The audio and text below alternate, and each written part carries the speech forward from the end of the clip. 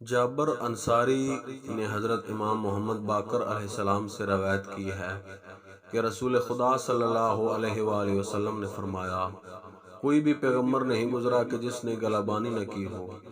میں نے بھی اعلان نبوت اور رسالت سے پہلے بھیڑ بکریاں اور اونٹ چرائے ہیں۔ میں نے ایک دن دیکھا کہ اونٹ اور گوسفند چرتے چرتے رک گئے اور سہم کر رہ گئے۔ میں نے دیکھا کہ ان کے ارد گرد کوئی ایسی چیز بھی نہیں ہے کہ جس سے وہ ڈر گئے ہوں۔ پھر وہ میرے دیکھتے ہی دیکھتے ہوا ہو گئے۔ میری سمجھ میں نہیں آ رہا تھا کہ یہ حیوان کیوں دوڑتے ہیں، یہ حیوان کس چیز سے ڈرے ہیں۔ میں نے اپنے آپ سے کہا کہ واقعہ کیا ہے، اور میں تعجب میں چلا گیا۔ بعثت کے بعد جبرائیل علیہ السلام نے مجھ سے کہا، جب کوئی کافر مرتا ہے تو اسے اس قدر پیٹا جاتا ہے اور کوڑے برسائے جاتے ہیں کہ تمام مخلوقات جنہیں خدا نے پیدا فرمایا ہے وہ وحشت محسوس کرتے ہیں سوائے انسانوں اور جنوں کے۔